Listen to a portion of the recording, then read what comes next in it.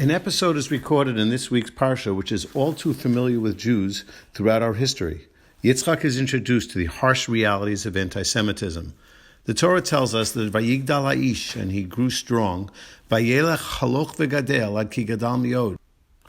He accumulated material wealth, and as a result, was hated by the Plishtim. Without drama, the Torah tells us that he was actually expelled from the land. Vayomer Avimelech el Yitzchak, lech mi imanu. The first Jewish expulsion recorded in world history. Yitzchak, unfazed, leaves Plishtim, goes to Nachal Gror, lives there and begins to dig wells. The irrationality of anti-Semitism strikes again. They stuffed his wells despite that they were benefiting from the water as well. This behavior continued two more times, in Asek and in Sitna, until finally Yitzchak found refuge in Rehovot. This cycle would continue for thousands of years. Jews acquire wealth and comfort.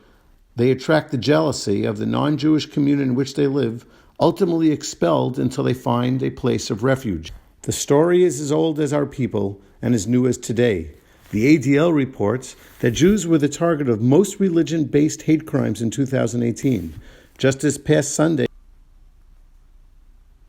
Columbia University Student Council will hold a divestment referendum in 2020.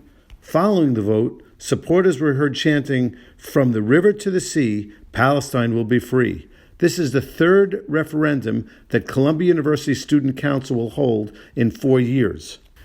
Rabbi Ephraim Mervis, the chief rabbi of Britain, broke his silence about the pernicious manifestations of anti-Semitism in the Labor Party led by Jeremy Corbyn. And despite the documented incidences of anti-Semitism and anti-Israel rhetoric, the Labor Party head has still refused to apologize.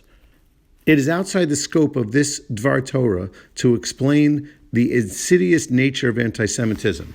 I turn your attention to the book Anti-Semitism Here and Now, written by Deborah Lipstadt, who has a very thorough look at anti-Semitism and provides some important insights.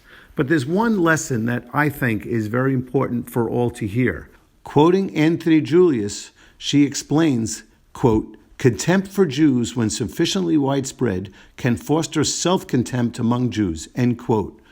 It is our responsibility and our obligation in this generation, as it was in every generation, to stand resolute against anti-Semitism, to be proud of our heritage, and like Yitzchak, to recognize that there are neighbors who would like to destroy us, but to be resolved to move forward and to continue building our destiny. Shabbat Shalom.